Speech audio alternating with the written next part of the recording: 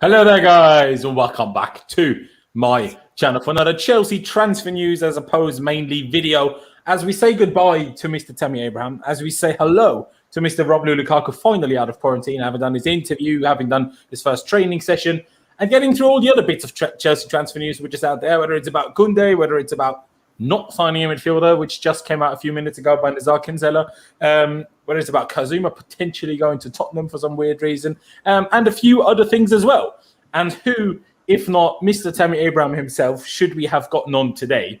If not, that sentence, I just butchered my own sentence. Anyway, we welcome Hajir today to the stream because, of course, Tammy Abraham has left Chelsea, and who better to talk to about that than Hajir? You might be annoyed about this at this point, Hajir, because you've been all over the shop about this Tammy news. In the last few days, I have seen. But first of all, thank you for coming on. And secondly, you just told us off there you've actually been quite happy. So how do you feel at the moment about all of this? I'm happy, as I told you. By the way, thank you for letting me on once again on the channel.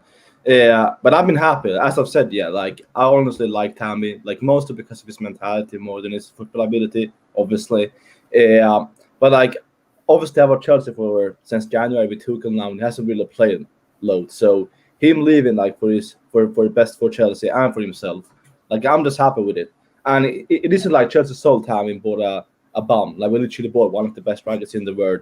So it's literally a win-win situation in this case. So yeah, I'm more than happy. I'm sure we will get into more details later on, but for now, I'm happy. Exactly. I couldn't agree more. I think it's a win-win situation for every party. That includes Roma, Tammy, and Chelsea, and seemingly even his most diehard fans in Hajir. Of course, we also welcome Jem to the channel. He's been on recently for the first time, and I will welcome him again, which brilliant news in my opinion. So Jem, first of all, thank you for coming on. Secondly, how are you feeling? Thanks for having me for the second time. Yeah, feeling good, feeling excited. Looking forward to the Arsenal game over the weekend. Yeah, lots still to go on, I think, with our football club. So we'll see what happens. Exactly. We also have a message here by Jesters. Big up yourself, Laurenz. Chelsea to win 5-0 on Sunday. Hey, bro, so we hope. So we hope. Wouldn't that be fun? That would be a lovely Sunday, in my opinion. But let's just start it off where we need to start it off. Do you know what I mean? The big news of the day is, of course, Tammy Abraham officially joining Roma. Of course, it wasn't exactly unknown until today. We knew about it for a few days, but today was all the official unveiling and stuff happened today, wasn't it? Or am I wrong? Was it yesterday? I think it was today. Obviously, all the fancy pictures came out, and Chelsea we've officially sold Tammy Abraham to AS Roma. It's a weird one, really, because I've always been kind of in the middle of everyone and Hajir about Tammy, because a lot of people have been very harsh on Tammy many, many times. A lot of people said, you need to play Giroud over him, and you need to do this, and you need to do that. And I was always not quite of the same belief, if I'm being totally honest. I was yeah, sure, Tammy has a lot of flaws, as do most players. It's frustrating that he's so tall and so incapable in the air. But he was still the most capable at scoring goals that we had. Obviously, now we're saying Lukaku, it's a whole different story. But until that point, I firmly believed so. And, you can't, there's no better evidence to suggest so than him being top goal scorer in 2 successive seasons, especially last season when he only played barely half the games. Do you know what I mean? To still come top goal scorer. Sure, you could say it doesn't say much for him. It just says how bad the other ones were. Fair enough.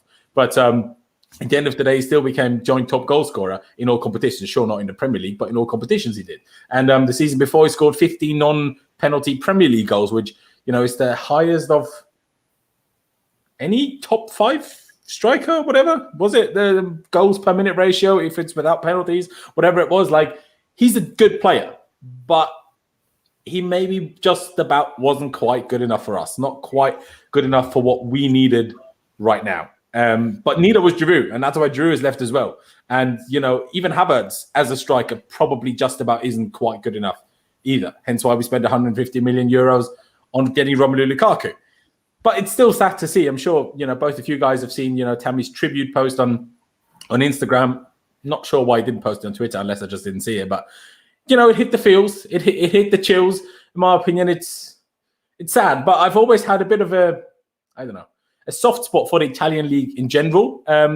Not necessarily Roma in particular, or not Roma in particular, but I think you could have a good time there. I personally would have preferred him to go to Atalanta Bergamo, just because I think he would have banged it even more there, just because they're a really good team, and Roma, well, we're already average, and now we're banking on Mourinho being good for Roma to be good again. So, this could go really badly for Tammy, but not because of Tammy, more because of Roma. But in general, I'm quite happy. We got a big sum of money, more money than I expected us to ever get from any team outside of England, just because teams outside of England don't usually have money.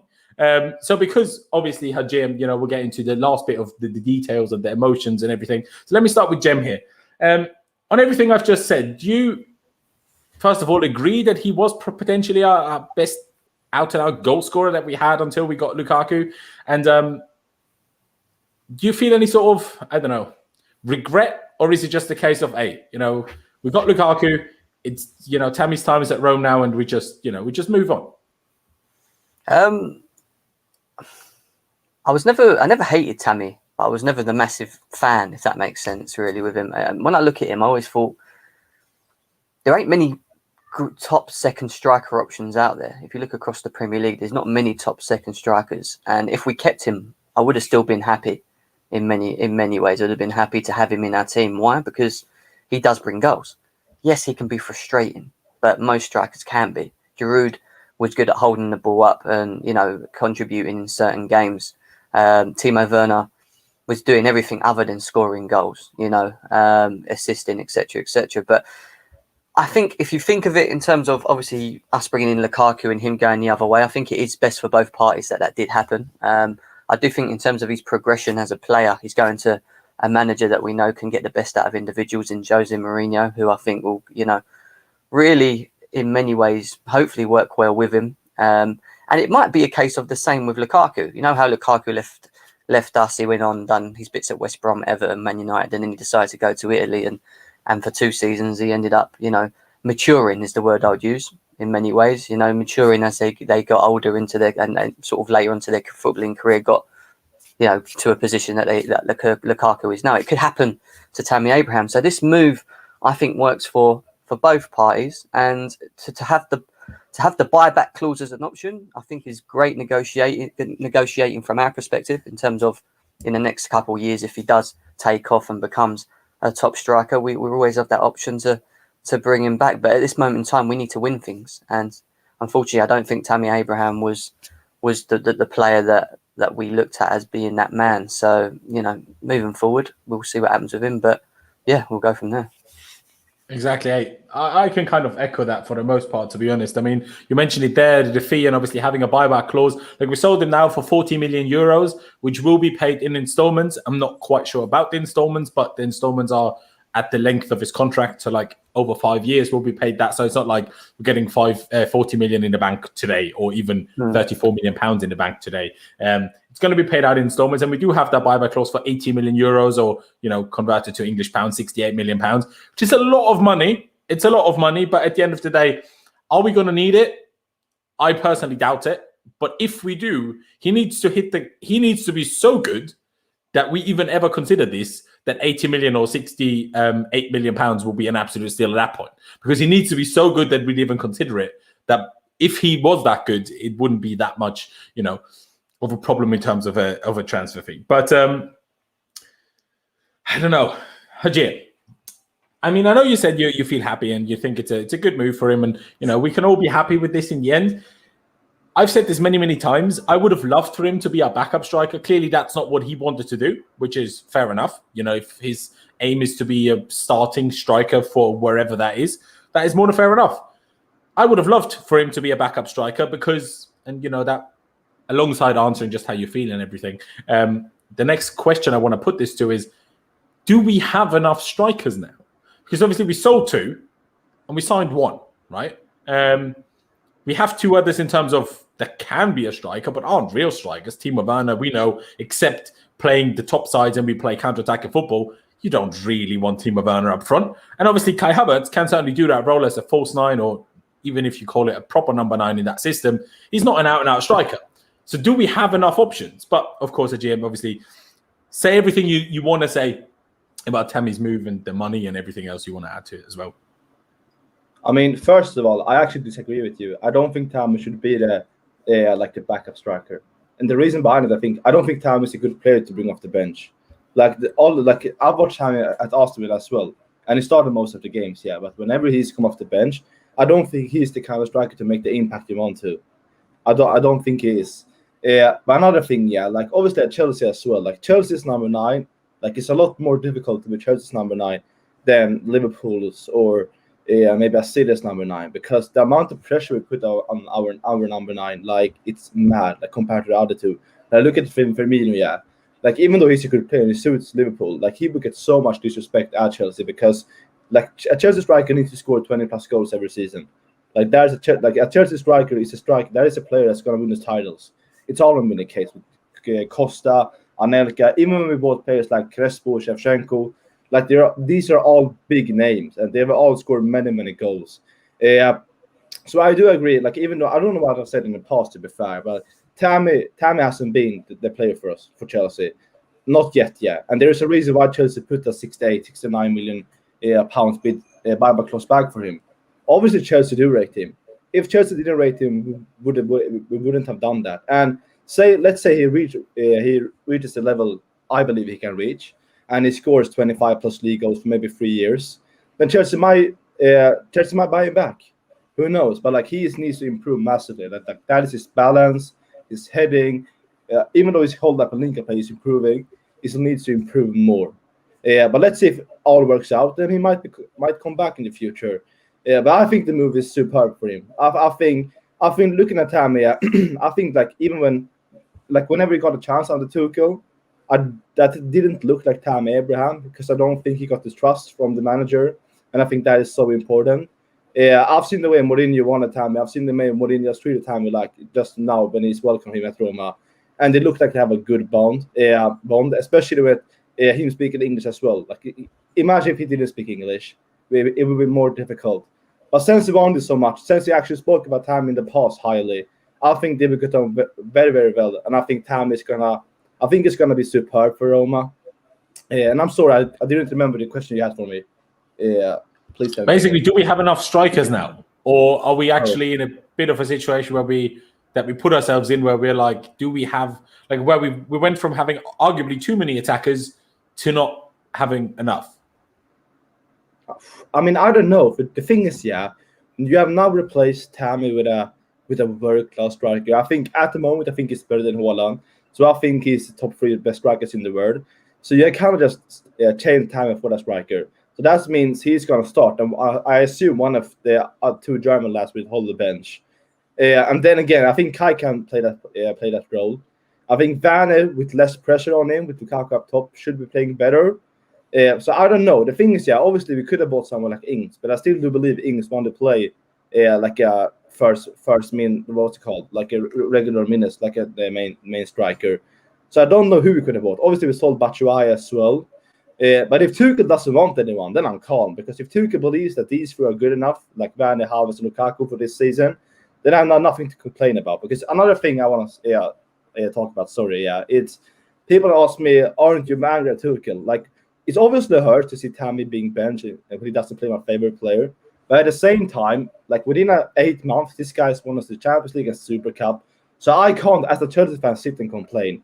Like even if he would have benched Mason Mount, Thiago Silva, Kante, I couldn't complain really. So that's that. Don't know what happened there, but Hajir has now turned into jam. I'm sure he'll be back in just a second. There we go. I don't know what happened. Sorry. I don't know what happened. But it's back now, I assume. But I do believe Tuchel we have enough choices up top. We can even play a false 9 if we needed to. I don't know. I think we loaned out Broja, didn't we? So that's pretty much the only thing we have, and we sold him. But I can't lie to you. I do believe this is good enough, especially if you play a 1 striker formation. Then they all kind of can fit in that position. And to be fair, Pulisic can kind of play that center forward position if needed. I'm not saying he should, but like in worst case scenario, I think he can play that position. So I'm calm, to be fair. Like I don't see a problem with us not having a 4th choice striker. I think these 3 are good enough. I mean, Werner, I have my opinions on Werner, and he hasn't been the greatest over the last year. But I still think he should do the job, really. So that's my opinion on the whole 3. Yeah, to be fair, like it is just a case of depending on who gets injured. Like that's the problem. Obviously, touch wood, no one does. But it's just obviously to Tuchel, even I saw an interview that he gave after the Palace game to some Malaysian TV channel. Not sure quite how they got into the position to interview Tuchel on the pitch, but anyway, fair play to them. In that interview, he was speaking about kind of with Lukaku being more tactically flexible and being able to play two up top, whether that's then with Kai or with Timo. And like Hajir just said, he also mentioned Pulisic in that role as well. And also playing like we've played it, so far with the fluid three up top. So it's going to be interesting which he sees as the more base option. Will it be the 2 or will it be like the 3 like we have right now? So a 2 with a 10 behind, or will it be a 3 like we've been playing recently? And even then, right, if you always consider, okay, 2 of them is always mainly going to be Lukaku, Havertz, just name those 2 as, they're the base that we go off. You still have Mount, Pulisic, Werner, Hakim Ziyech when he's back fit, Callum Hudson-Odoi. We have a lot of players. It's just, if the second Lukaku gets injured, we're kind of back in the same situation where we was last season, where we don't have a goal scorer. And like, even though Tammy wasn't great, in terms of it wasn't used obviously because Tuchel didn't like him anyway, it never made any sense. But if we had someone like Tammy who isn't the greatest player in the world but knows how to score a goal, if we'd have that as a backup, I'd feel a tad more comfortable going into the season. But I still think we probably have just about enough. It's just touching wood and praying and all sorts of things that Lukaku doesn't ever get a long-term injury. But Jem, on this question, do you agree, or do you think it was potentially a mistake to get rid of all of Tammy, Giroud, Batshuayi, and Broja? I think the one thing that we have to bear in mind, and we saw it a lot last season, especially obviously when Tuchel came in for half that season, is he likes to rotate. So even if the players are in form, even if there's someone playing very well, doesn't mean they're going to play the next week, And I'm not saying Lukaku's not going to play most games, because I think he will. I think you'll see him play most of the games that he can this season. But I think he looks at Havertz as being sort of a backup option as a forward for him. So if he's not on the pitch and we need to switch it after 60, 70 minutes and take him off, then he'll do that. Or he might think, you know what, we don't need Lukaku for this game. We'll throw in Havertz, Ziyech and Pulisic, and that should be enough, depending on the opposition. And that's the big key thing for me. I think it's... Let me just interrupt you super quickly on that, because I fully agree with that. But by that logic, Kai Havertz plays every single game all season. Do you know what I mean? No. Yeah, because I know you'd expect Kai to start with Lukaku most of the time. Yeah, so if there is one game where he doesn't want to go with Lukaku, he still has to start Kai.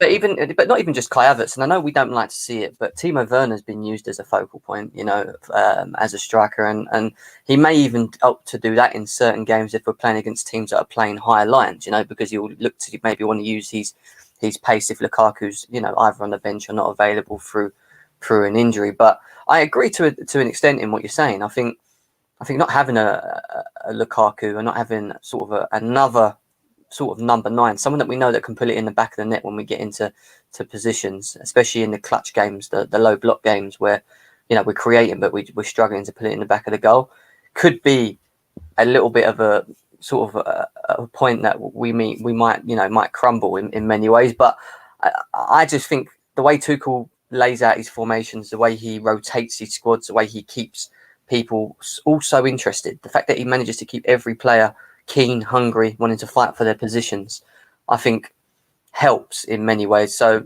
you will see a lot of Lukaku, but do not be surprised if he is on the bench for 1 or 2 games and you see a switching systems and a Havertz or a Werner or a Pulisic, like Hajir said, maybe lead in the line. So I think we just got to be aware of that. I mean, you make a fair point. It's like I said, would I slightly prefer it? Potentially, but are we going to be okay regardless? Yes, especially because we just signed Romelu Lukaku, and that's the next topic I want to get into. Obviously, again, if either of you have anything else to add to Tammy, I just want to say, I mean, it's unfortunate it wasn't quite to be. I think all of us, and I think any Chelsea fan that says they weren't is lying. All of us were loving these times in the first season of Frank when things were just brilliant, and we just had like Mason, Tammy, and Fikayo scored Wolves away with Tammy scoring a hat-trick. I think all of us were having just a great time. And all of us were like, imagine these guys get so good that with these players starting, we can win the league and the Premier League. And Mount managed, well, at least with the Champions League, Tomori and Tammy, sadly, it wasn't quite to be. But still, Tammy played a big part in us reaching Champions League football, last season. And without reaching it, we could have never won it. So, big thank you to Tammy. All the best to Tammy in Italy. And I hope we can bring Roma more back towards the front where they used to be, where they arguably belong. Although, we always talk about, England with so many big teams. Sure, in Italy, it's always been Juve for the last 2 years. But if now the Juve aren't quite as good anymore, it's quite mental how many similarly able teams they have, in my opinion. It's almost like England, where they have 6, 7, 8 super big clubs. Obviously, all of them not quite as big as the English ones in terms of ability and money, but in terms of their standard, it's quite impressive. So I actually enjoy saying that. But anyway, let's get to Romelu Lukaku and what I put in the title as well. How does Romelu Lukaku win Chelsea the Premier League? Sure, it's not a given, but what does he bring that we just haven't had? Obviously, we've discussed, Lukaku in all sorts of manners previously, but I just want to talk about it again, especially after having seen that interview that he gave yesterday to Chelsea TV. And it's, in my opinion, one of, if not the best new signing interviews I've ever seen. It's almost scary how smart he comes across in terms of knowing so perfectly well what to say. I'm like, you're a footballer. You're not meant to be that smart type thing. It's almost a bit strange. But it's almost like we signed Didier Drogba's son. Like, there were things he was saying. Then, I was talking to Chalobah, to Nathaniel Chalobah. And then when Trevor scored, I was crying and I was all goosebumps and all sorts. I'm like, bruv, like, what to say. And then he's like said the same thing that Tuchel always said in the interviews recently, we're the hunters and we want to do this, and he wants to help the team and talking about, but he's also, he has this confidence now. It's just, he sat there on this chair and he just talks about basically how great he is. But the way he speaks about it, it doesn't sound cocky, it doesn't sound full of himself. It doesn't sound like a Conor McGregor type thing. Even if Conor McGregor can sound funny in that way, it doesn't sound like that. It sounds like, this is absolutely factually true, the way you're saying it type thing. Like, it just sits there and saying, I can do this and I can do that. And no one would ever dare question it. Like, the way he just says it, I can hold up, I can run, I don't care what you ask for me to do, I'm going to do it. I'm going to be great at it. And that attitude is, I think, what brings such a big difference. Not just the ability that Romelu Lukaku has, but that confidence and that experience that he brings to our very young forward line. Sure, we have experience in midfield, we have experience at the back, but we don't have any experience really in the front three. I suppose with Hakim Ziyech, but he has Dutch league experience, that kind of, but now we have like real high level experience coming in. And I think that, in my opinion, will play the biggest role.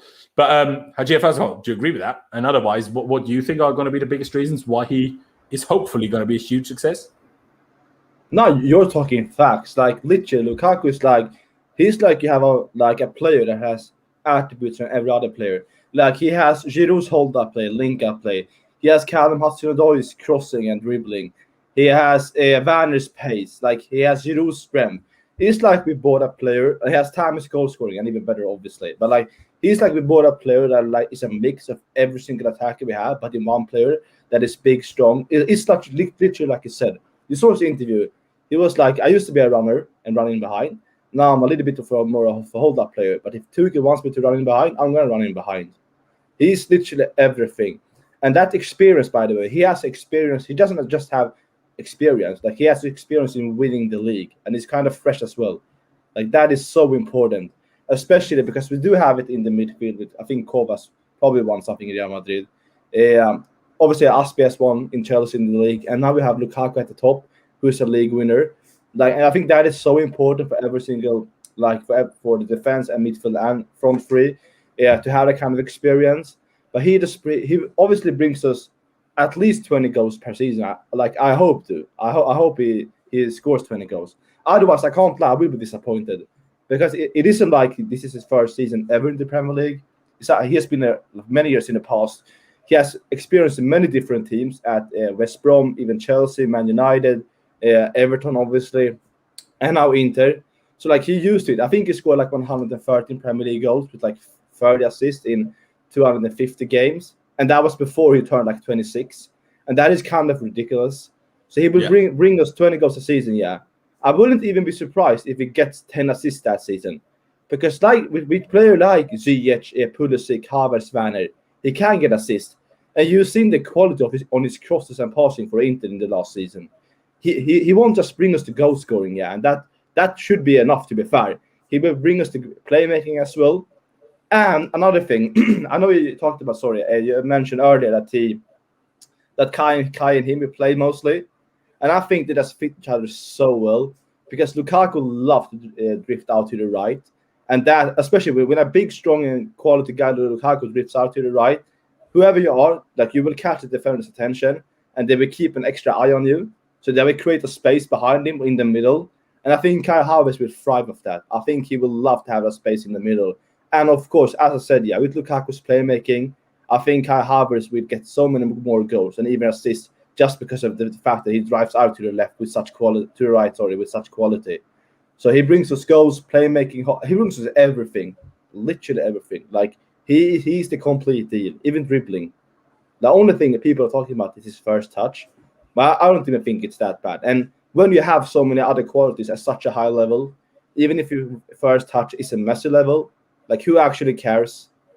Really, Laurenz, I doubt, or even you, Jem, I doubt any of you care if his first touch is a Messi level. Hajir, listen, every player in world football, Lewandowski, Haaland, they all have bad touches. No one's perfect. It's just that with Romelu Lukaku, because he played and he was set high expectations in the Premier League when he was young. He left Chelsea, he scored loads of goals at West Brom, done the same at Everton, then made his step to Man United. It was that everyone expected him to be something at a very young age, and he just wasn't ready for that. People forget that he was very young, he was very raw.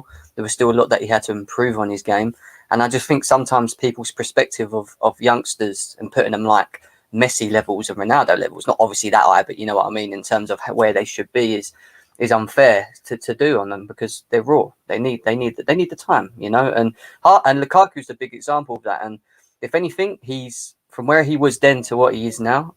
He's not. He said it in the interview. I'm not the same player. I ain't the same individual. The way I think, my mentality, the way I look at the game is completely different. Even he mentioned something about Kounde in the interview yesterday, where he said Kounde was banging on about me playing in a certain way, and he said that if I didn't collar it or get it going or play in a certain way that he wants, he won't play me in the games. Like he said, he'll drop me, he'll put me on the bench. I wish either Lampard or Tuchel had that attitude with Werner. Exactly, and because of that, he then, when he was at training, all he done was practice whatever it is that Kounde wanted. I think it was when he had his back to goal. I think that's what he wanted him. He wanted him to be more sort of a link-up player, if that makes sense. Work on his touch, the things that people say he's not good at. And he said, he's collared that now. And the only reason he's got better, or his game's got better, is because now he has another option to his game. So this is why he feels comfortable coming to Chelsea, because with Tuchel, he knows that he might have to adapt to different ways, in terms of the way we approach the game. So, and Tuchel's what was great in what he said, when I watched Chelsea, when I was watching Tuchel and the way Chelsea was set up and playing, I was always trying to find out how they were trying to score goals or what the plan was, because every game was different. And I think that's great, having that sort of attitude, looking at it like that is awesome to see. So yeah, I'm looking forward to the Lukaku, man. Hey, no, I think you made a fair few very good points there. First of all, not only did he praise Tuchel and did he enjoy the tactical side of things, also he did confirm that he watched games all the time, which, again, I'm a big fan of. I've said this many times. I'm a sucker for this kind of loyalty and, love for the club. I know some people find it weird. I like it, all right? Deal with it. Anyway, the story is, whether it's true or not, I don't know. But the story is that when, Conte joined Inter and Lukaku joined Inter, basically for the first 3 months of him being there, kind of alongside what Lukaku said yesterday, playing up top, being a bit of a hold-up person and the focal point. For 3 months in training, he pretty much just worked on his first touch. Hajir mentioned it there. People still talk about his bad first touch. He doesn't have that bad of a first touch anymore. Sure, it's like Hajir said, it's maybe not a Messi first touch, but that's why it's a Messi first touch. No one but Messi has that first touch, right? Not Ronaldo, not even Ronaldo has that first touch, especially now that he's 36. Have you seen Ronaldo control the ball in the Euro sometimes? Ball was bouncing off like he's a ping pong table. But Lukaku has drastically improved at it. Something I found very interesting, and that wasn't in the interview that we saw as video, but only in the written interview that they released on the Chelsea on the app, where he said tactically and technically Serie A, in his opinion, is better than the Premier League, which I thought was very interesting. I don't necessarily disagree with him. Not sure about tactically, but technically, I think La Liga and Serie A are both superior to the Premier League. Just compare like an individual normal player from, say, what's a good example? Newcastle, right? Aside from St. Maximin and Almiron, the players in a rather poor Serie A or La Liga team are going to be technically better than those players. But the intensity that we have in the Premier League is just so far off the scale of anywhere else in the world that it just doesn't really matter.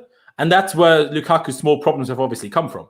Not even if his touch wasn't great, the problem was that you had just less time because the intensity was just high in the Premier League. So let's hope, and we'll find out hopefully Sunday whether, I mean, Arsenal don't have that much intensity. To be fair, against us, they usually do, but usually they don't anyway.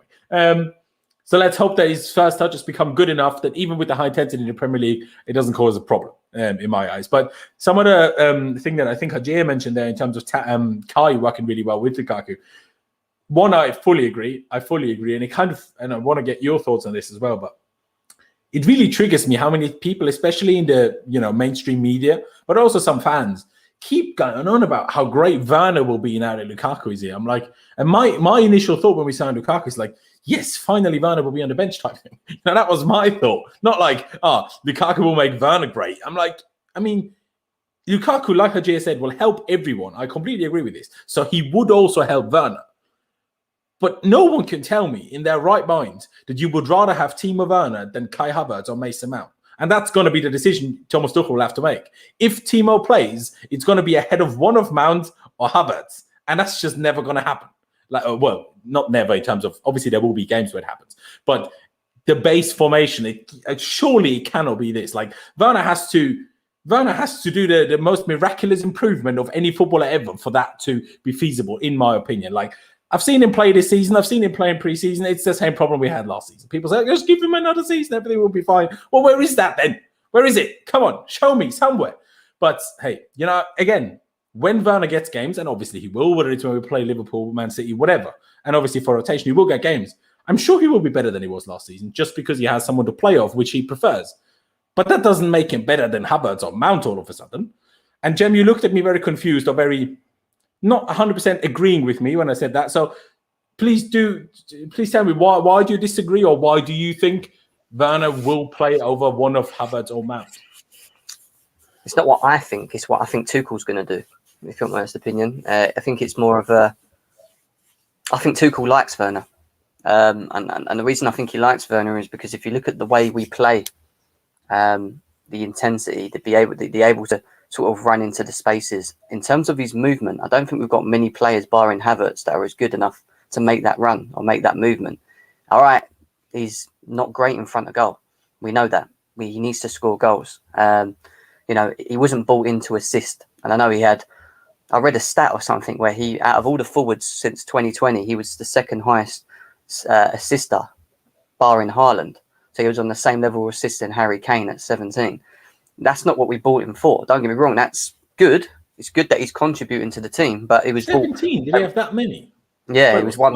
It was one off Haaland, who was on 18. So you had Haaland. Then he had 6 in the league. He had 6 in the league, I believe. Yeah, I thought it was 12 in all competitions, not 17. I think yeah. Well, this is since 2020, isn't it? So this is over. Okay, I hear you. Yeah.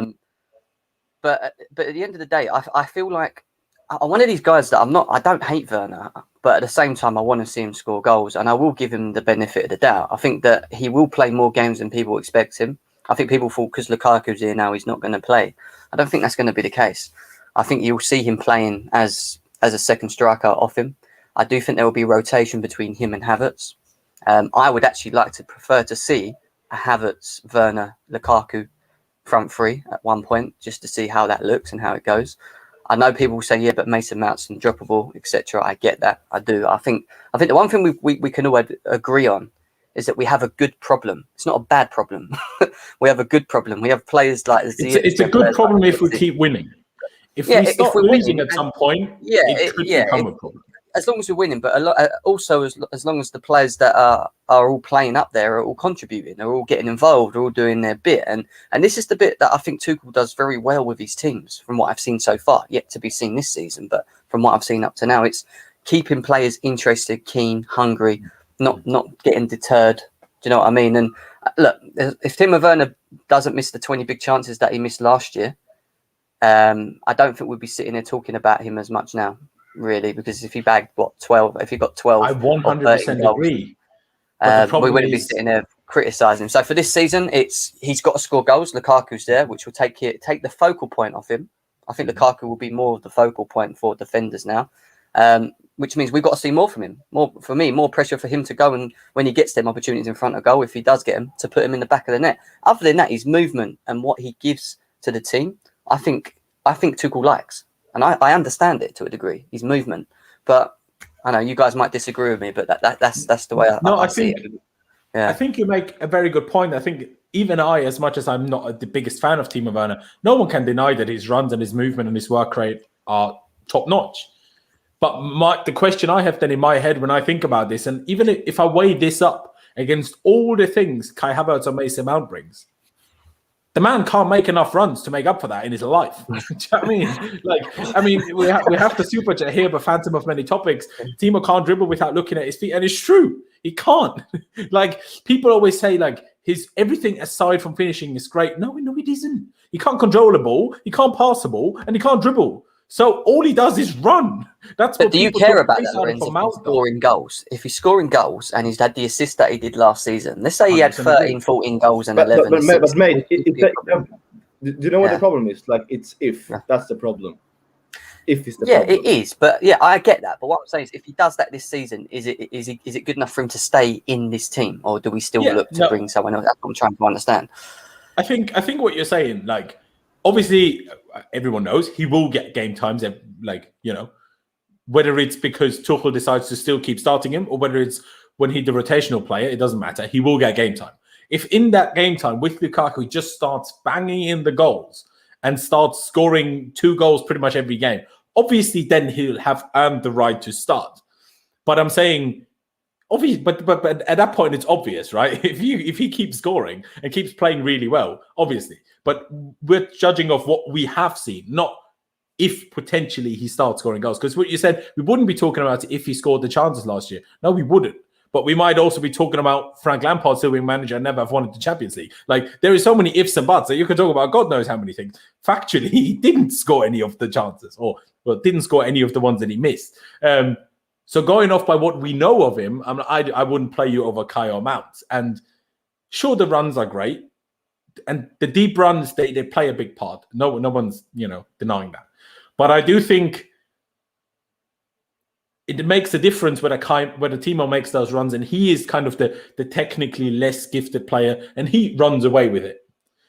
Lukaku is obviously good, but Lukaku is not technically gifted as Kai Havertz. So if you have now all of a sudden Lukaku in the middle and not Kai, and you still have Werner running off, you have an extra less technically super gifted player there, if that makes sense. And I think especially when trying to play low blocks down, it's not just about someone running. We need the players to actually make use of the spaces created with the runs. And Lukaku can make a run, Havertz can make a run, Mount can make a run. But them three can also exploit space created, which that part I don't think Werner can do, if that makes sense. Yeah, maybe they don't run as much as Werner, and their runs maybe aren't as good as Werner. But it's a bit like running with, looking at the feet to dribble.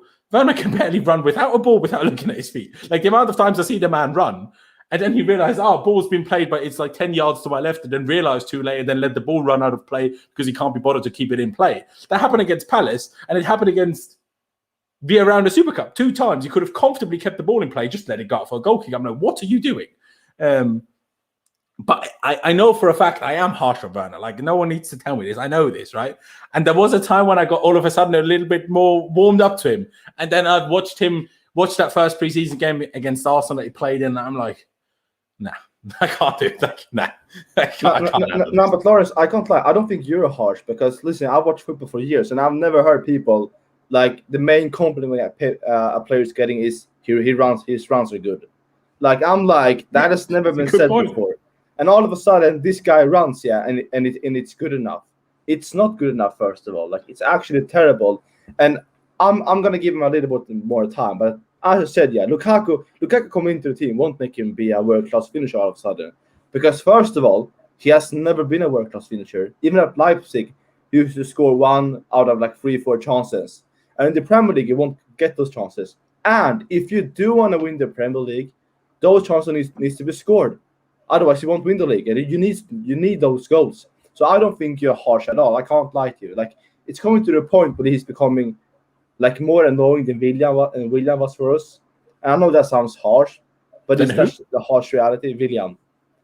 Oh, yeah, like at least William could pull up some magic free kick or some shot or cross like sometimes. This guy, and the way he runs in straight lines. Like he literally runs like it's like the really old like FIFA 1998 when he could just write in straight lines.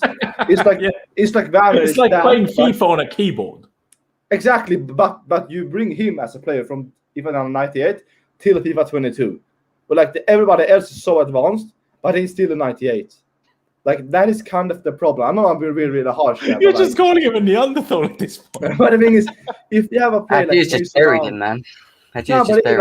It's becoming like really frustrating. And I was like, oh, now William is gone. That is out of Chelsea.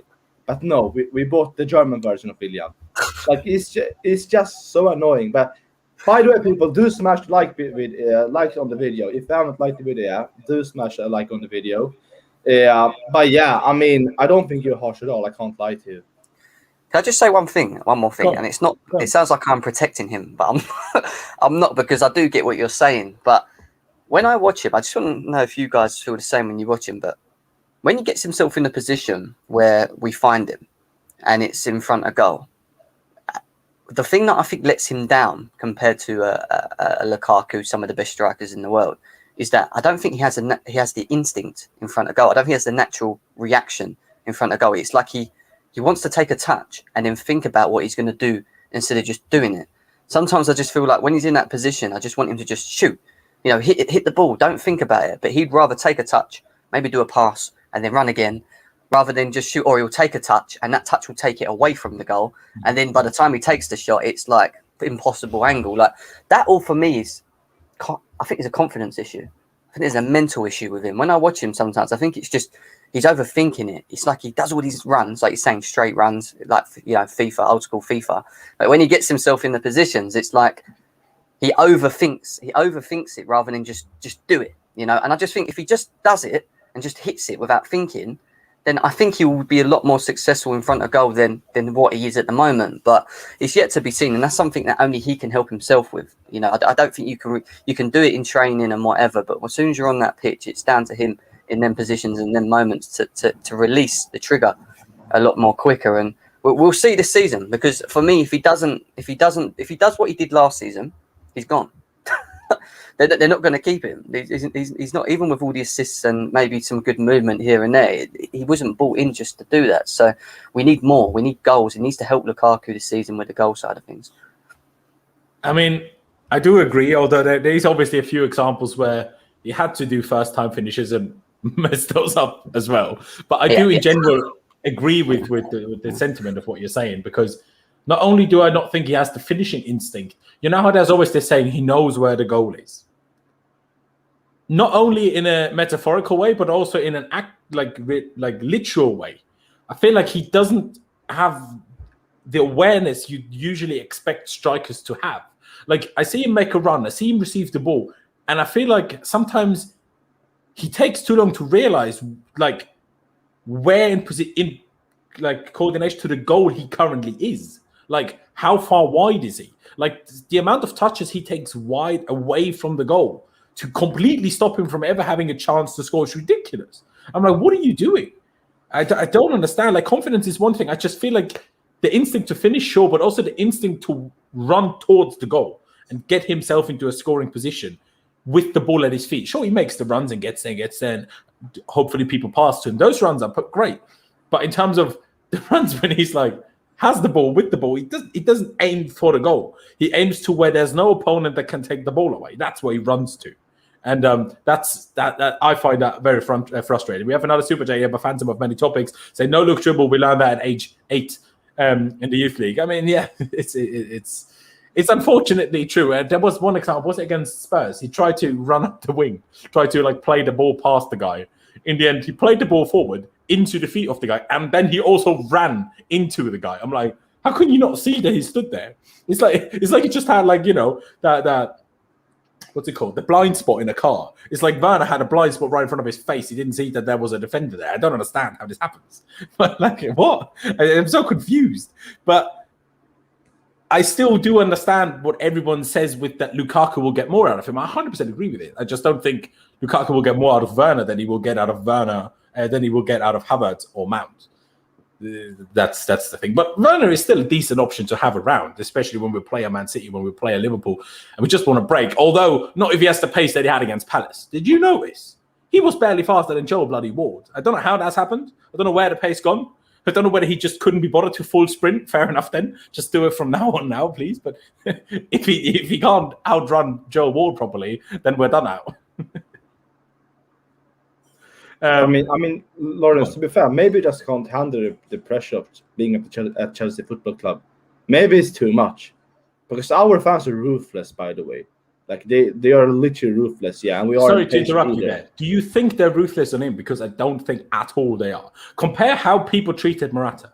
Compare how people treated... I mean, Twitter was less of a thing back then. But even what I heard people say about Torres, especially after the United miss, like... It's incomparable. Sure, Werner still gets assists and does this and at least keeps trying, which Morata was just lying on the floor, you know, crying half the time. So I get that gets on people's nerves more. But I feel like in comparison to some of these other strikers that have kind of failed, he's been protected way more than any of them ever have. I mean, that's how maybe it's mentality and worse. And to be fair, like, you can't have a worse mentality than Alvaro Morata. But maybe you just can't, like, hack the pressure. Maybe it's too much, even though it's less than us. Yeah, Lewis, don't worry, I'm calm. Don't worry, yeah, I'm calm. Yeah, but even though it might be less than others, maybe it's just too much for him. Because apparently at the bridge, people are really kind to him and they're all cheering him and everything. But on social media, especially lately, I can't lie to you, yeah, he's been dragged badly. But as I said, yeah, maybe the Chelsea pressure is just too much for him. Because even when I watched a Lukaku interview, when he said, like, I can run in behind, it, like, for me, it was like, yeah, don't play Werner, yeah, I can do what he does, yeah. Like, give me some other better players than him. Like, I kind of got that kind of angle from the whole thing when he said, well, I can run in behind too, trust me. Like, for me, it was just that kind of message. But maybe the pressure is too much for him. I suppose, actually, I'm going to give him to Christmas. If he can't improve, then I'm sorry, mate. Yeah, I'm giving every place 18 months. Then sorry, but like, it's not time to go. But yeah, time to go to the bench because I want to win the league. And if he keeps playing like the way he is, then we can't win the league because he's dribbling. By the way, it's absolutely terrible. Like sometimes, yeah, I don't want to be too harsh, but sometimes I just wonder, like, how did this guy make it to professional football? Because the way he plays football sometimes is just sad. But for the sake of himself, and yeah. Sometimes I've agreed with that, what Hajir just said. I'm like, honestly, especially during the games when you're emotional and you're more emotional because it's live and it's a football game. Like, I'm there, like, how has he made it? Because as I said, yeah, like, he's dribbling it as he can't, like, he literally kicks the ball and tries to run past the player. Like, these are some fools. Like, they are the professional footballers, yeah. Like, that is the easiest move for a defender to defend, unless you're like Neymar or Prime Ronaldo in his Man United days. Like, it doesn't work like that. But as I said, yeah, hopefully he finds some sort of confidence and some sort of football ability. I can't even lie to you. Hopefully that comes out straight out of nowhere because, I know I'm really harsh here, but I'm just trying to be unbiased, really. Yeah, but yeah, that's my point of view of Werner. I hear it. I saw someone in the chat saying Werner has produced more than Morata and has not missed a glaring chance that Morata did. Bro, Werner missed from the goal line. Like, Werner was on the goal line. The ball was already on the goal line. And you're telling me Morata, he didn't miss as badly as Morata. Was that the one against Leicester? No, Leeds. Was it Leicester? Was it Palace at home? I think it was Leeds at home. Oh, by the way, Laurenz. By the way, sorry, yeah. Yeah, Leeds. By the way, like every single like assist comp, like creation comp, it's like it's a Werner comp as well. like whoever it is here on Twitter, if I see a Mason Mount comp, a Kai Havertz comp, ZH comp, it's like it's also a Werner fail comp, which is kind of sad. But yeah, I mean, it's true though. Yeah, I mean, the one last thing I wanted to say on this before we move on to a different topic. The one reason why I understand why people say Lukaku could get more out of Werner, you said it there. Not only will the opposition focus more on Lukaku, less on him.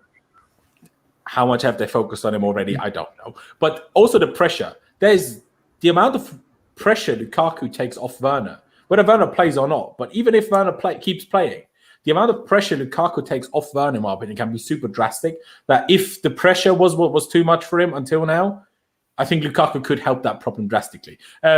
I was going to move on, but here we have a super chat by Blue Clouds TV. Appreciate it a lot, saying Timo needs psychological evaluation, and also Timo has been given a long leash, and I don't know why. I mean, it's a bit harsh, but the psychological evaluation, let's not joke about things like that, but I get what you're saying.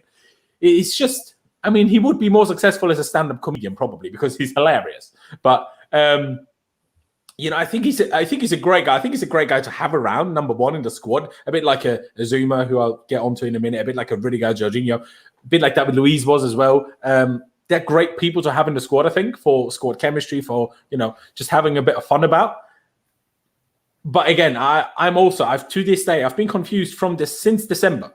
I've been confused by people are so nice to Werner. I don't get it. But hey, you know, that top assist there, yeah. Remember that 11 assists as well. You take them away, what happens? We could have lost certain games. Could have not got penalties. Could have not won the 1-0. That is true. I will say this to you now. What Con said to me, you know, Con. Con made a very fair point to me. Everyone always focuses but he made so many assists. Yeah, but he might not even have the most assists if he just took all the chances he was given by other players. Yeah, that's true. That's true as well. It is. So it's like, sure, where would we be without the assists? But what if he scored instead? I mean, then we wouldn't need his 11 assists either. And like Hajir said, Lukaku last season had 25 Serie A goals, I think it was, and 11 assists, and that's just in the league.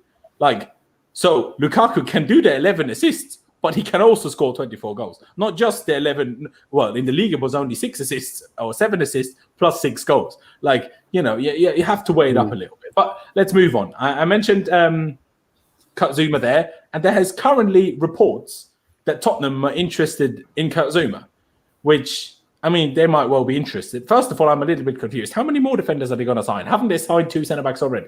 So I'm a bit confused by that. But anyway, I'll just say it straight up before I give it to you guys. Tottenham don't want to sell to us. Don't sell to Tottenham. I don't care that we want to get rid of Zouma so we have the funds plus the squad availability to sign Kounde. I don't care. Don't sell players to Tottenham unless you think this in the future will allow us to sign maybe someone like Heung-min Son or some future good players that they have when we build a little bit of a business relationship with them. If that's the idea, maybe. Because who wouldn't like Heung-min Son in their squad? I can't lie. I'd love him instead of Werner. Do you know what I mean? But obviously, Kane is out of the picture. But we offered 15 million more than their valuation of Luka Modric back in the day. And they still said no. So, nah, I'm not selling Kurt Zouma today. Get lost. Don't care where you're going. But the problem is just Zouma doesn't want to go abroad and Zouma doesn't go to West Ham. So if we want to sell him, why the hell do we let him go to? But, Jem, you sent me this tweet about the Zouma report earlier. So what are your thoughts on that whole thing? I agree with you. Don't sell to Spurs. Spurs have made it hard for us to even look at any of their players. They don't entertain us. I still think they're slightly annoyed with the whole Willian thing as well. Him turning up to have his medical and then last minute we make that call and he ends up heading to our side of London to agree a deal. I think ever since that leave, he's had a bit of a bad taste in his mouth. The Luka Modric situation as well is a massive example of it. We actually offered more money for him as well and they turned him away. But you give him Kurt Zouma, I know people are going to either agree or disagree with me on this, but I actually think you strengthen him a bit because Eric Dyer and Sanchez are crap in my eyes. They shouldn't even be players. You know, Romero's a good signing, but it was never going to do well with Eric Dyer next to him. You throw Kurt Zouma next to Romero, it looks half okay because they play 4 at the back. You know, all right, he's not the perfect player, but he is good in a back 4. You know, we know he can't play in the back 3. His distribution's poor. But he will offer protection. He's aerially very good. He scores He scores. I think for me, he scores. He was our biggest focal point from corners. Now we don't have that in our defence anymore. Christensen don't score goals. Rudiger, once in a blue moon. Thiago Silva, here and there maybe on the day.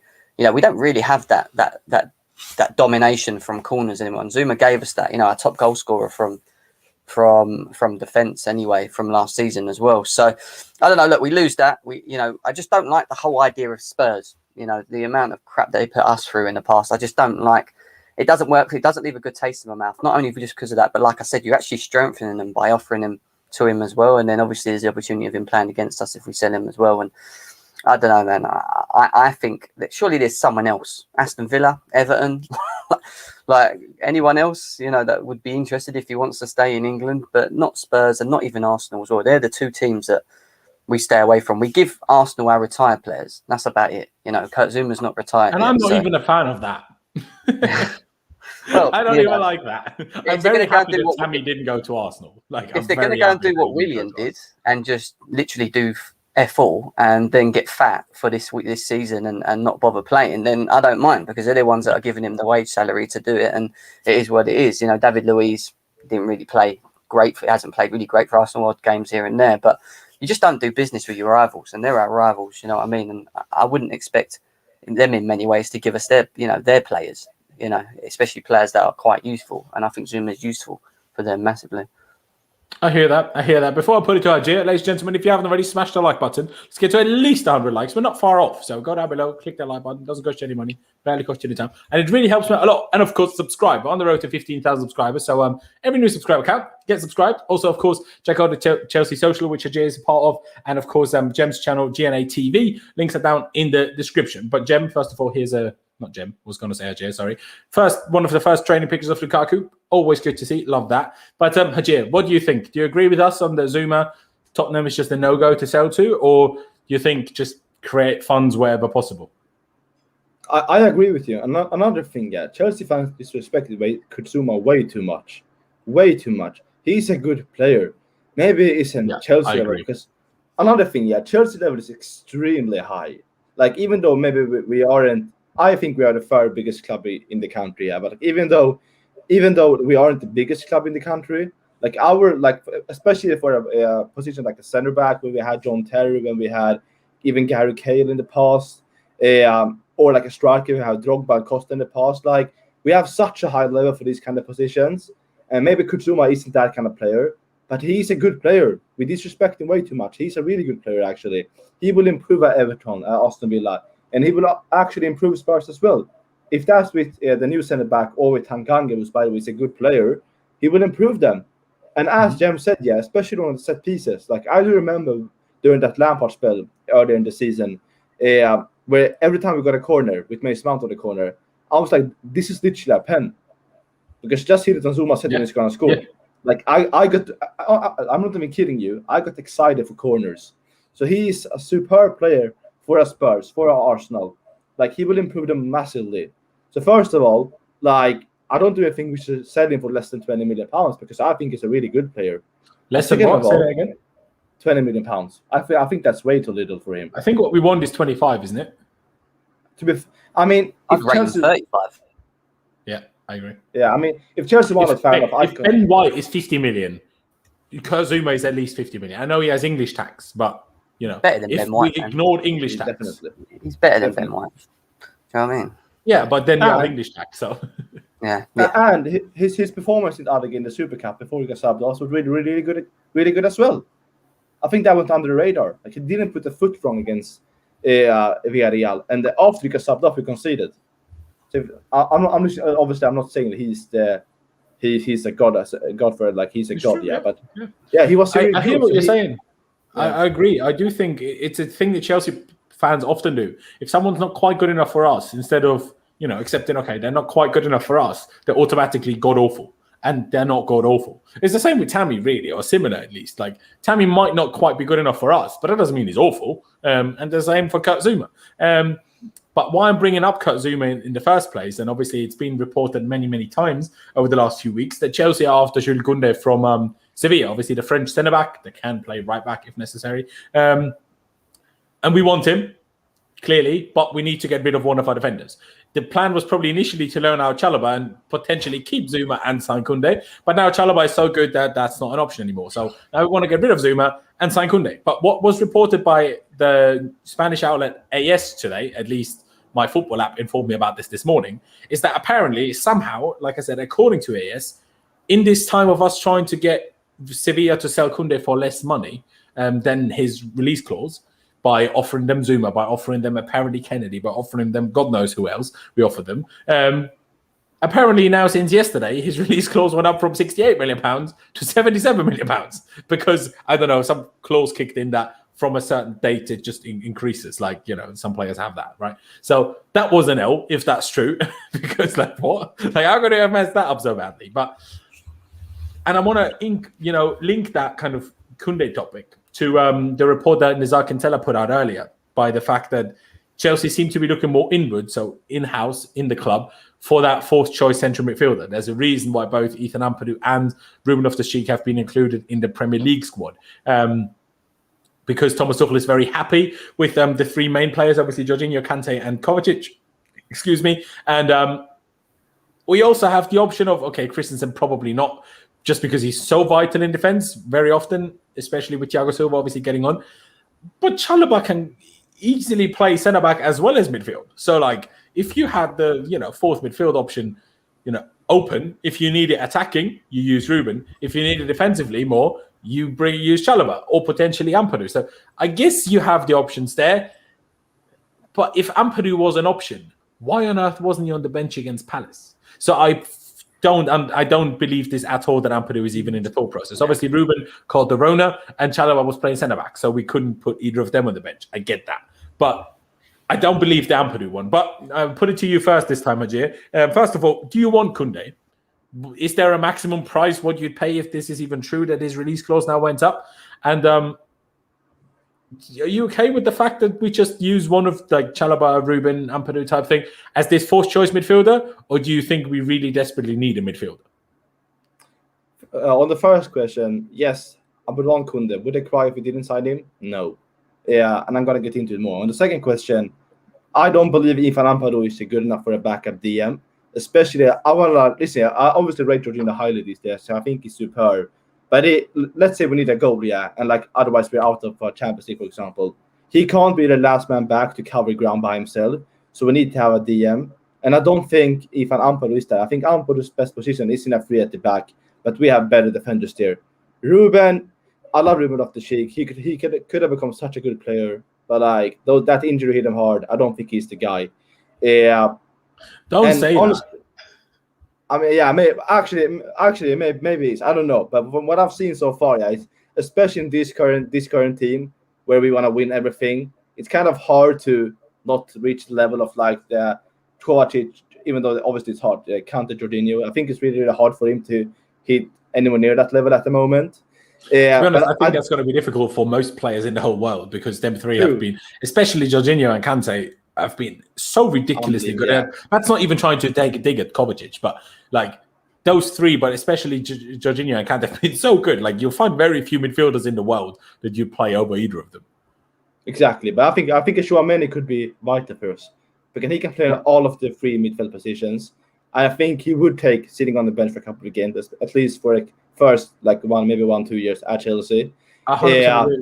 Yeah, and I'm gonna tell this. Yeah, everybody say back Tuchel. And if Tuchel does believe in Chalobah, I think he can become the player Chelsea fans think he can be at the moment, and he doesn't want Kounde, then back Tuchel and don't complain about not signing Kounde if Tuchel doesn't want Kounde. I think if Tuchel believes in Chalobah, so should all Chelsea fans, especially by the way he's been performing, and you see the way Lukaku speaks about him, then keep him. If Tuchel wants Kounde, get Kounde. But I can't lie to you. I think a DM is more important. This is my opinion. Yeah. So if I disagree in the chat, fair enough. But I think a DM, the kind of player that can play sit back, is more important for us this season than a center back is, because I think we can look at a center back in next season when Thiago Silva potentially leaves, especially by the way Chalobah is playing. So I would rather sign a DM now. But if Kounde comes, I won't complain, obviously. Hey, I completely agree on every word you said there. The only thing I know Tchouaméni can do that real DM role. He can, but it's like Kante can. It's not really can. But Laurenz, who do you want in that DM position? Like that can happen. Is it Kamara then that can sit? No, I mean, what I'm trying to get to is maybe none of the available options, and that then excludes Rice because he can do it, but he's too expensive. Maybe the closest thing to what we really need actually is Chalobah, but in midfield. Yeah, I mean, you know what I mean? The thing is Romelu as well. He can sit back and he can play the counter role. So let's say N'Golo is out because he will have those little injuries. He can play that counter role next to Jorginho, or in worst case scenarios, he can sit back. Like even though he isn't that proper DM, he can. Like I'm trying to say he can sit back in worst case scenario. I think it's a good backup tab, but that's just my opinion. Hey, no, I agree. But Jem, I put it to you. First of all, do you want Kounde? Do you care for Kounde? Like I've said it for months now. I don't understand why we are seemingly prioritizing centre back. Even before the emergence of Chalobah, I didn't think we needed a centre back that desperately. Like we have good centre backs. Sure, Thiago's getting on, but we have so many. It's fine. Especially Reece James can cover there as well. I mean, sure, now that we didn't sign the right wing back, I suppose Reece James isn't that much of a centre back option now because we need him at right wing back. But still, I always thought we needed a midfielder way more. But I also see what the situation is. Okay, any player you sign, even Rice, probably would be more of a backup initially, right? So unless you sign someone like Joshua Kimmich from Bayern Munich, they're going to be backups, right? And most players won't accept that. Also, most players would be way too expensive to just come in as a backup. But still, Tchouaméni would fit the bill, except that I would like someone a little bit more defensive, but still he would fit the bill in offering a backup option for many positions, for many roles, plus being young and being able to improve and not being stupidly expensive at least. So I would like to sign Tchouaméni, even though I'm not by any means not an expert on him. I've seen like a few games, but that's the extent of it. And, barely paid proper attention to him because at the time, that was before we were linked to him type thing, right? But Jem, what do you think about, I suppose, Kounde and the whole midfield situation?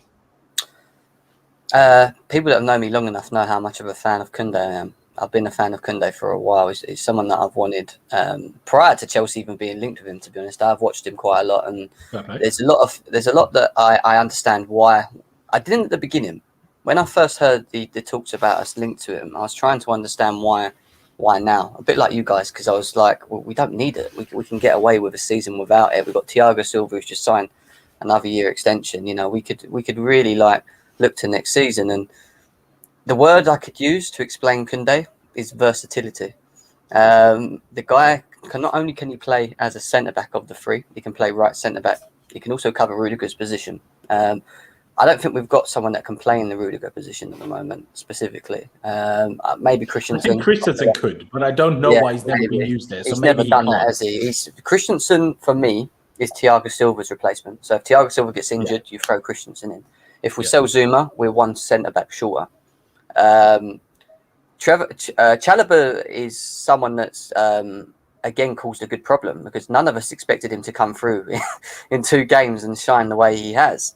We still have to remember he's still very raw and he's still very young. So, even though he's playing well, he may still have some bad odd games here and there, and not, then people might change their opinions a bit later on. But with Chalobah, I think it's a processing thing. You've got to give him games here and there and get him involved in that. But with Kounde, he covers, not only does he cover across the back, so if you lose Thiago Silva, he gets injured, Christensen comes in, you can throw him right centre back, for example, but you can also throw him left centre back. So he can also play another position that he can play in. And I'm not saying we're signing him to do this. He can play DM. Yeah, and the reason I say that he can play DM is that if you look at his stats progressively with the ball, how comfortable he is with the ball at his feet, moving forward with the ball, that pass, when Kounde gets the ball, the first thing he looks to do is play it straight forward. A bit like Chalobah against Palace. He was, what was he, third or fourth in the progressive passes in the whole game? Exactly. He don't like this. He'll do it, but he don't like this. He'd rather take you on, go around you, and play that ball. Now, I know that sometimes can be dangerous when you're playing as a centre-back, but he's very good at it. And I don't know if you saw the goal at Barcelona where he took on 2 or 3 players and banged it in the bottom corner. That is what he can do. So don't be surprised if Tuchel goes, do you know what? We might be able to get away with it. I think we're very slim in midfield. I think we do need someone. And I agree with Hajir. Tchouaméni, for me, is straight up a player that I would bring in. Again, I've watched him a couple of times. So, sorry to interrupt. You'd bring both.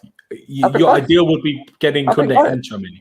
At the end of the day, what have we spent? We bought Lukaku. We sold Tammy. We've raised enough money to cover the Lukaku deal based on sales, and that's without selling Bakayoko, Emerson, Barkley.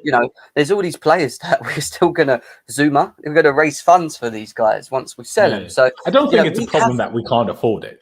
No, it's not that. We have funds, but why not have depth? Why not have depth? But why not have players that can adapt? We know Zouma can't adapt to this Tuchel system. It doesn't work. So you lose Zouma, and you bring in a player that can do and play in many positions and even contribute in DM. Ruben Loftus-Cheek, as much as I like him, is not a 6. He just not at all. You can't ask him to sit next to a Jorginho and Kovacic and defensively be strong, and I don't think he's got the energy levels for it. When I watch him, for me, he's an 8. He wants to play with where Mount is. An 8 needs more energy than a 6. I would say so. Yeah, but he's more effective in the offensive aspects. You don't want him having to not go forward because he has to worry about going backwards, and that's what happens when you play the Jorginho and Kovacic role. You don't want to kind of tarnish his game in that way, and that's why I say Chouameni. He won French Youngster of the Year, didn't he? In Ligue 1 as well. I've watched him a couple of times, box to box, very good, comfortable on the ball, very young. Will be comfortable coming to Chelsea and sitting on the bench for Kovacic, Jorginho, and Kane because he's still young. He's not going to come and demand to play. Of course, he'll want to play, but he's not going to demand. So if we can get him for 30 mil, and we can try and sort this Kounde thing out and bring him in, then I would be happy. Don't get wrong. I wouldn't be annoyed if we didn't bring him in a little bit because I'm probably you like him, more. Yeah, I like him. So a little bit more than Chelsea fans. He's a player that I do think would be very good for our football club moving forward. And why not when Thiago Silva's here, right? Because he's someone that's going to, use his experience and his knowledge to release to all the defenders that we currently got. And I think Kounde next to Thiago Silva, learning under him and playing with him would help in abundance, especially when he leaves next season, which I think he'll do. So we'll see, mate. We really will see. Yeah, I think you make a few fair points here. I mean, TK13, he has a tendency to make such good points that I want to raise them on screen, show them on screen, even though he doesn't super chat. It's kind of annoying. But anyway, he brings up here, for just as an example, Levi Kobo, that potentially Chelsea see a lot in him. He's that left-footed player that can be either the replacement for Rudiger or the backup to Rudiger, potentially long-term. The problem with these young players is, and also someone said earlier, don't forget we have Billy Gilmore coming back next season. So when you say, Chouameni is happy to sit on the bench for a year or two, but then you'd have Billy and him sitting on the bench for a year or two type problem. And it's also like we just today sold Tammy Abraham. That's just the point I want to raise. So people say, but what if they block Chalobah's development? What if they blocked his development? What if they blocked that development? We had it with Tammy 2 years ago, pretty much to today. We was all out of our minds going ballistic. How great is this player that we now have, this striker, this young kid? We should have always promoted the kids. And the same with Tomori. And then all of a sudden, Tomori doesn't get used anymore. And all of a sudden, Tammy doesn't get used anymore. And they're both sold. That could happen with Chalobah. I'm not saying it will. I'm saying it could. So if someone like Tuchel, if the board thinks someone's more talented than someone who we have, as much as we for the nice story, for the love story, would love it if it was one of our youth players. If someone we can sign and we can afford it, it's better. At the end of the day, surely it should go Chelsea priority rather than individual young players who we might like.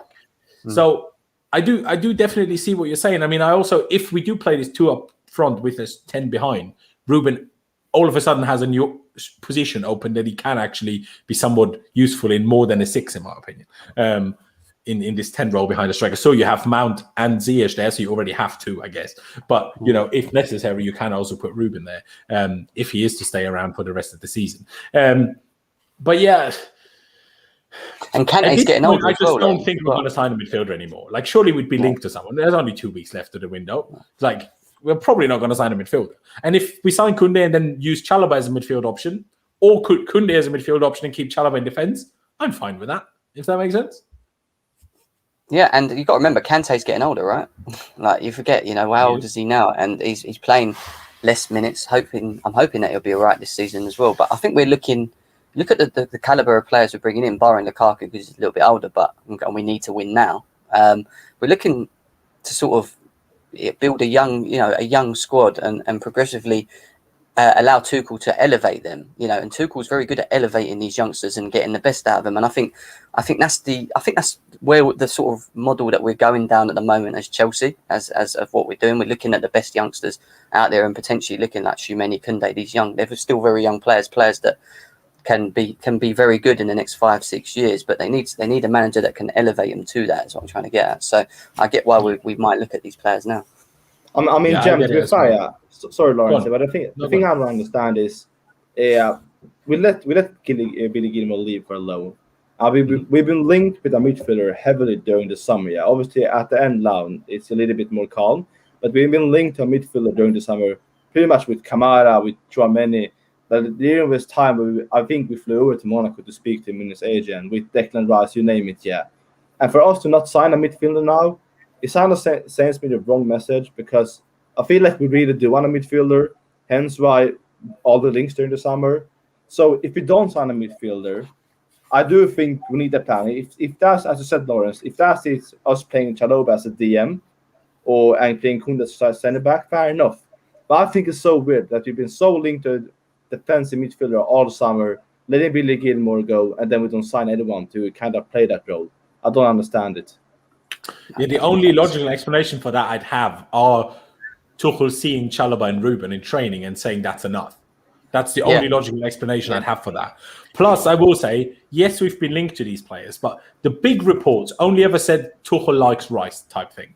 They never said we are going to really go and try sign Rice type thing. Like, you know how Simon Johnson came out, we're going to sign Kounde. We're going to try and sign Kounde. Not once, not for any midfielder all summer long has a report from someone as reliable being put out for any midfielder. Sure, there was this talk, apparently we've held talks with, the agent. But even those weren't like Matt Law, The Athletic. Do you know what I mean? Like, who the hell knows if that was even true? Like, that's why I'm like, because you make a fair point with the midfielder, but to this day I question, were we actually interested in midfielder? Or did outlets just presume we must be because clearly we don't have enough? Which I personally agree with. We don't have enough. But maybe Tuchel somehow disagrees. I mean, what's going on today? I saw this post by Simon Phillips earlier as well, who said in an article a while back, Tuchel wants strengthening, also midfield, but he doesn't want to sign anyone that could cause upset to the changing room, like dressing room kind of atmosphere. Like, someone has to be either so good that they start and no one questions it, like Lukaku type thing, or happy to not start, because otherwise it could cause problems that you don't want, when currently one of our best attributes, aside from having great players, is the team chemistry that we have at the moment. But I just feel like if we want to challenge City, we can't just have Jorginho, Kante, Kovacic when Kante has a tendency to miss half the season. Like, you need, if Kante wasn't injury prone, I think we'd be okay. But because Kante is as injury prone as he is, proven by the fact that he missed bloody Palace, and let's see whether he misses Arsenal as well, even though Tuchel said he should be in training from tomorrow. But because of that's why it has me a little bit worried. But hey, at the end of the day, we can't unfortunately control who Chelsea sign. I say unfortunately, because if we could, we'd get blamed if someone doesn't work out. So probably better that we're not in charge. The last thing I do want to say, I do get why people potentially might not want Chouameni and say, what if he's Bakayoko 2.0? You can't like argue with that. You could say that about everyone, though, couldn't you? When we sign Werner, is he going to be Morata 2.0? You can't say about Lukaku because he's experienced here. No, Werner. He's a bit older. When we signed Werner, not Lukaku. When we signed Werner, the Morata 2.0 links were, could be the case. Yeah, well, that's what I'm saying. And sometimes they're right, and sometimes they're not. I'm not saying he necessarily would be a Bakayoko. I'm saying I understand the worry that he might be, because now people think Bakayoko is awful. Bakayoko in that Monaco season was effing unbelievable. Like in the Champions League, in the Liga, he was effing unbelievable. Better than Chouameni is now. Let's not kid ourselves, right? Like, Monaco was on a different level with, Bernardo Silva and Mbappe and Bakayoko and Sidibe and whoever else they had. Unbelievable team. Falcao, they were incredible. And Bakayoko was one of their most important players. Not saying Chouameni is bad, but Chouameni isn't hyped right now like Bakayoko was at the time. So I'm just saying. He's 30 mil. That's where there's no risk, because even if he does flop, you spent 30 mil. That's the way I see it. It's when we go and buy a Kepa, who's meant to be the new Yeah, but Peter Cech. you Yeah, I see, mean, and then you know how we said we don't have enough midfielders. We still have Bakayoko. We still have bloody Drinkwater. Yeah, and we still have Barkley. But we all signed for around 30 mil. Do you know what I mean? yeah. But no, the thing is, it's always a risk, and I've said this in the past. I'm kind of afraid with the three at the back being found out. And the good thing with having a DM is, if that would happen, you have the plan B. Or if you're chasing a game and you're 1-0 down, 2-0 down, you can change your four at the back. We're flexible, and that is why I think the DM is so important with Chelsea this season, especially when I do win the league. But bro, listen, it's always a risk, literally, like every time. And it's a bigger, this is less of a risk, or maybe it isn't, but who knows? It might need, obviously Declan Rice for £80 million. It's a lot more scary for Chelsea fans. Then Chouameni for £30 million isn't the end of the world, because he's still young. Tuchel is literally the perfect manager for him. He is literally the perfect manager for him. But at the same time, everything is a risk. If Chelsea want to buy him, go ahead, we will back him. If Chelsea don't want to buy him, then you better have a plan B or some sort of plan, because I'm going to be a little bit annoyed. Well, I'm so glad we didn't sign Declan Rice for 80 mil. That would have really got me, because he's not 80 mil, is he? Jem, no defensive midfielder in the world is 80 mil. Maybe. Well, no, my point to that 80 mil thing is this, though. If you're that much money, you are the complete midfielder in that position, right? You spend that kind of money. That's serious money, mate. Do you know what I mean? You expect that individual who's coming in to have maybe won things, have the experience, played at the top level, done Champions League football, won this, done that. You can't bring in a guy that's come from West Ham because West Ham think he's 80 million and played a couple games for England, but not really played for any team in the top six, or even played Champions League or Europe. You say European football, and take that risk. He finished in the top six last season. Yeah, I know that. But what I'm trying to get, I'm talking about his progress as a player. He doesn't honour an 80 million pound. Yeah, but Chelsea won. I don't think Chelsea even would go over anywhere near 70 million pounds for him. Yeah, no, I agree with that. See, the thing is, Rice is a tricky one, because Rice has Premier League experience, so there is less risk to obviously the money. But aside from will he work out or not, there is less risk to Rice than there is to Chouameni because of the league. He knows the league, so that is a big factor why there's automatically less risk. How many in-league transfers do you see that really don't work out? It's way rarer than signing someone from abroad and that doesn't work out. Grealish. No, I'm kidding. Could be. I'm kidding. Let me show that one. Right, where is it? Grealish will play for Man City. People on Twitter are so rude. People are there's Keira Knightley from Bend It Like Beckham with the same haircut. That Jack Grealish has. Hilarious. I mean, I don't think he's worth 100 million, but if Jack Grealish is worth 100 million, Declan Rice worth 80 million in my head. And Ben White 50. By the way, if Ben White is worth 50, Declan Rice is worth 150. Do you know what I mean? Tammy Abraham's worth 70 million. How the hell did we get 40 for him? I think it's worth more. I can't lie to you, but in today's market, in a COVID market, I'll take it. Especially from Italy. Yeah, exactly. Yeah, 100%. I agree. But hey, boys, I think we're going to round it out here. Ladies and gentlemen, I do appreciate every single one of you that has tuned in today. Make sure you smash the like button. Let me see, have we hit the 100 likes? Because we better do, boys. Well, you must do.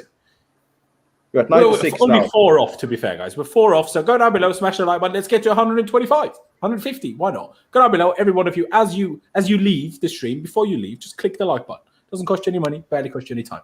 Hajir, thank you for coming on. Jem, thank you for coming on. Check out both of their channels down in the description. Of course, check out both of them on Twitter as well. I'm sure you'll find them with the things that they have showing on the screen. But thank you guys for watching. Up to Chelsea, upwards and onwards. And I'll see you after I finish scrolling up here.